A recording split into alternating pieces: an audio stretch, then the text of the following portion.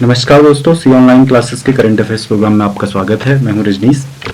आज का हमारा पहला टॉपिक है दिव्यांग खेल केंद्र और सामाजिक आधारिता शिविर। तो केंद्र सरकार ने दिव्यांग खेल केंद्रों की स्थापना की घोषणा की है, जिसमें दिव्यांग जनों के हित और पैरालंपिक खेलों में उनके अच्छे प्रदर्शन की दिशा में काम करने के लिए दिव्यांग खेल केंद्रों की स्थापना की जाएगी। और जो केंद्रीय सामाजिक न्याय आधारिता मंत्री हैं वो हैं थावरचंद गहलोत, और इन्होंने इस चीज की घोषणा की है।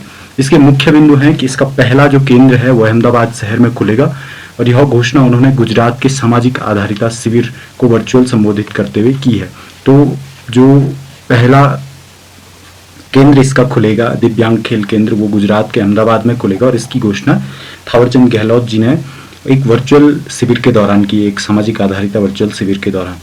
और जो ये दिव्यांग खेल केंद्र है, इसका मुख्य फोकस है जो दिव्यांग जन है वो, अगर जो लोग खेलों में, जिनमें प्रतिभा होती है खेलों में, तो उनकी प्रतिभा को निखारना और उनके अच्छे प्रदर्शन की तरफ फोकस करना।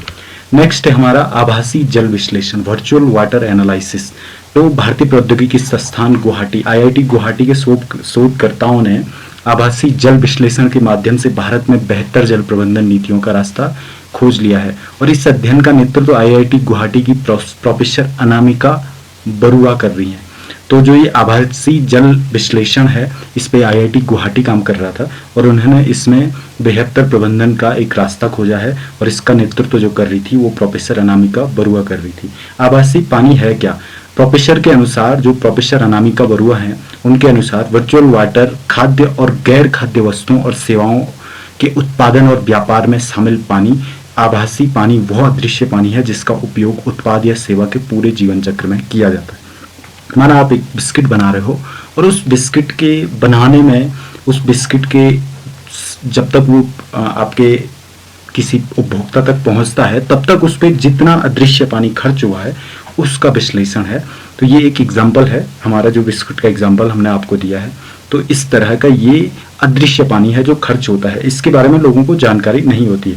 तो ये जो आईआईटी गुवाहाटी का प्रोग्राम है, ये चाहते हैं कि लोग इसके प्रति अवेयर हों, लोगों को पता हो कि इस तरह का पानी खर्च होता है और हमें पानी का प्रबंधन किस तरह से करना चाहिए।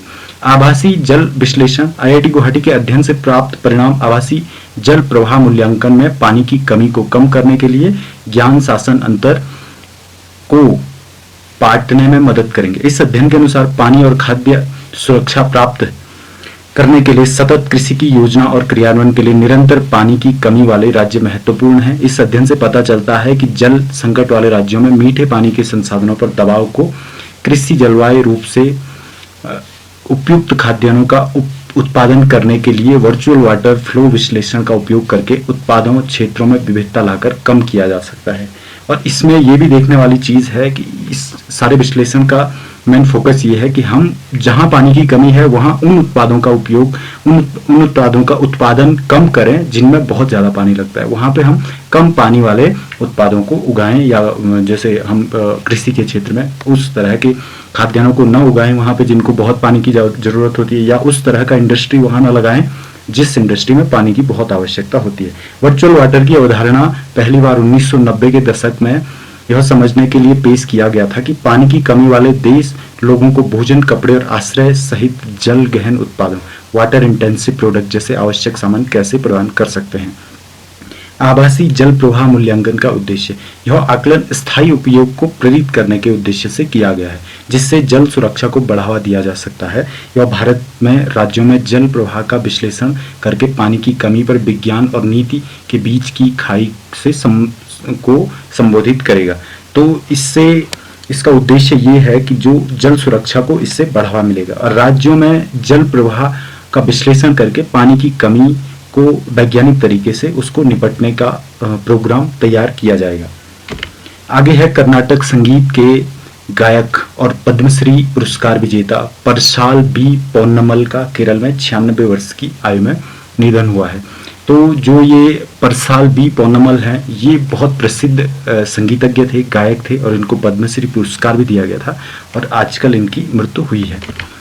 प्रवर्तन निर्देशालय ईडी एनफोर्समेंट डायरेक्टरेट ने 9,371 करोड़ रुपए की संपत्ति को सार्वजनिक क्षेत्र के बैंकों को हस्तांतरित किया है, जिसके कारण विजय माल्या, मेहुल चोकसी, नीरव मोदी द्वारा बैंकों के धोखाधड़ी के कारण हुए नुकसान का भरपाई हो सकेगी। तो प्रवर्तन निदेशालय ने ईडी ने 9,371 करोड़ रुपए की संपत्ति बैंकों को दी है, और ये संपत्ति थी जो इन लोगों की संपत्ति जब्त की गई थी।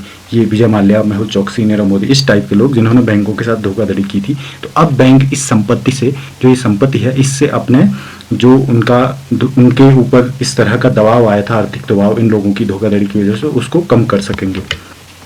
आगे है विमुद्रीकरण, डिमोनेटाइजेशन के समय पे जो गृहिणियों द्वारा 2.5 लाख तक की नगद जमा आईटी जांच के दायरे में नहीं आएगी। ये कहा है आयकर अपीलीय न्यायाधिकरण ने। तो इन्होंने कहा है कि जो डिमोनेटाइजेशन हुआ था, अगर उस समय किसी गृहिणी ने 2.5 लाख रुपए तक की अपनी पुरानी नकदी को बैंक में जमा किया था, तो वो किसी जांच के दायरे में नहीं आएगी।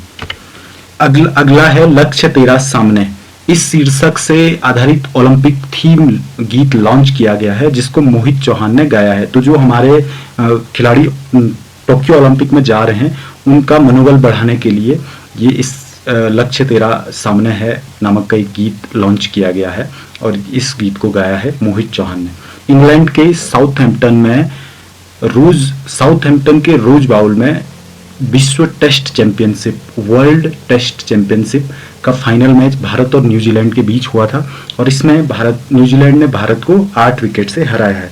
ये जो टेस्ट चैंपियन थी, ये 62 मैचों की एक सीरीज थी, और इसमें 9 प्रतिभागी थे, और इसमें से ये 2 पॉइंट टेबल में सबसे ऊपर थे। तो इन्होंने फाइनल खेला, और इस फाइनल में भारत की हार हुई, और न्यूजीलैंड विश्व टेस्ट चैंपियनशिप में फाइनल जीत गया और वर्ल्ड टेस्ट चैंपियन बना। तो दोस्तों, आज के करंट अफेयर में इतना ही, और इसी तरह की वीडियो देखने के लिए हमारे चैनल को सब्सक्राइब जरूर करें, लाइक भी करें, कमेंट करें। थैंक यू, जय हिंद।